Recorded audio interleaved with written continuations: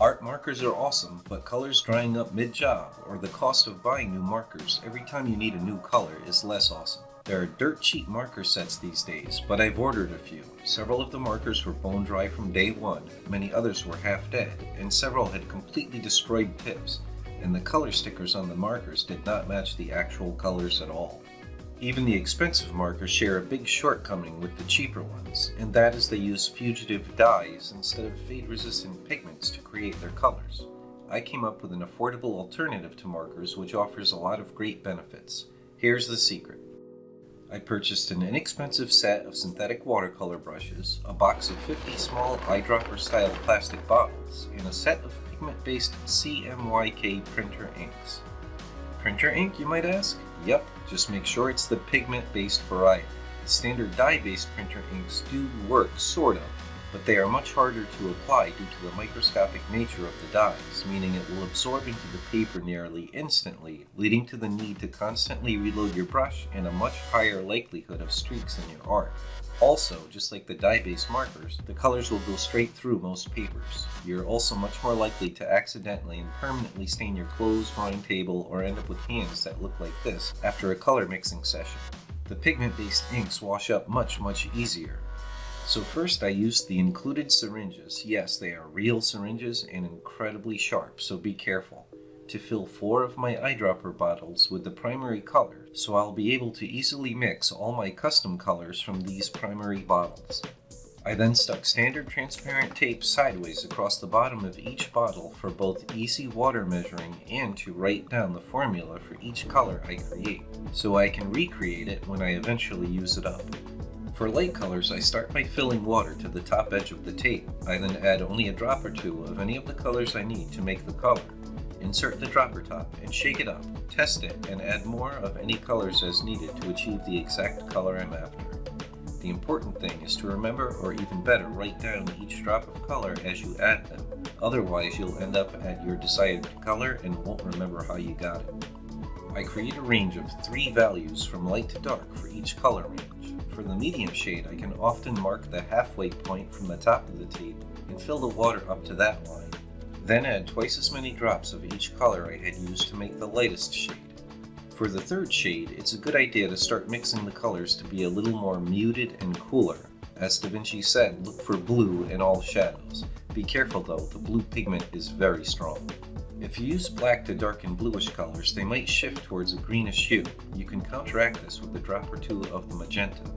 To save you time, hassle, and ink, I'll post a link in the description to a list of my own custom color formulas, which I'll update as I expand and improve upon it. While mixing your color ranges, keep in mind that unlike markers, where each color has a maximum saturation value that is typically not that different from how the color looks after a single pass, the nature of printer inks is that each time you add another layer of the same color, it will get darker and stronger. So you won't need to apply 20 layers of color, you'll want to have pre-mixed dark shades, but the point is, via mixing or simple layering, with a range of 3 or even 2 pre-mixed shades, an infinite range of shades can be applied to your drawing. You can of course also mix drops of your custom colors directly onto your palette before using them. The color possibilities are truly endless. Speaking of palettes, I discovered that simple white ceramic dishes work great and clean up incredibly easy using just warm tap water. Now that you're mixing all these custom color ranges, you'll need somewhere to keep them. If you don't already have a convenient shelf or drawer space for them, you should do what I did and order a nice compact plastic storage system. Mine has 30 separate compartments which can each hold 3 or even 4 of the bottles of color. This keeps your colors out of direct sunlight and also offers the perfect place to make actual color swatches so you know exactly what color ranges are kept in each little drawer.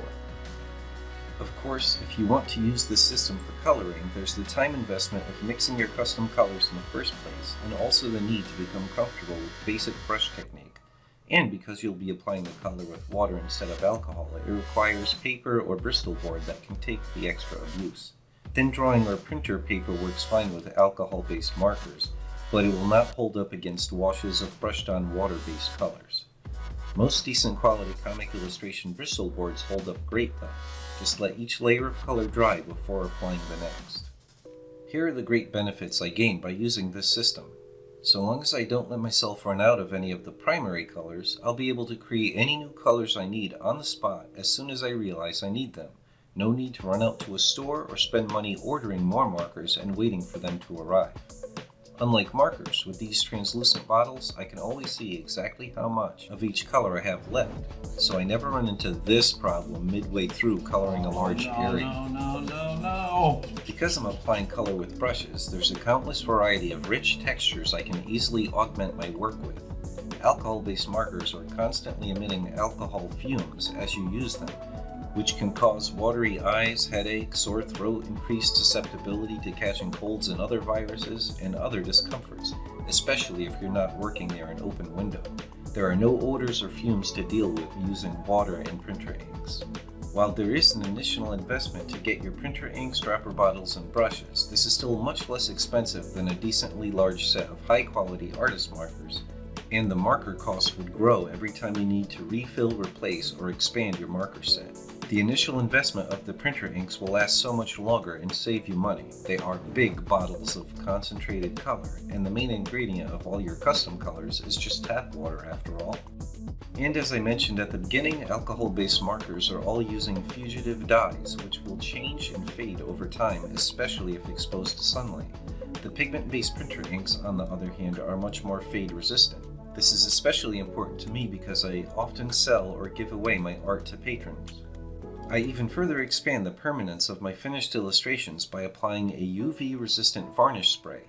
You could of course spray this over illustrations done with art markers, but the dyes they use are so fugitive this won't help that much. Careful though, the spray stinks to high heaven and the fumes are very toxic, so make sure to varnish your work outside or in an extremely well-ventilated area. Well, that's it for this video. Please post any questions you might have below and stay tuned for future videos where I'll show some of my color ranges in use and share the formulas I use to make them. Thanks for watching.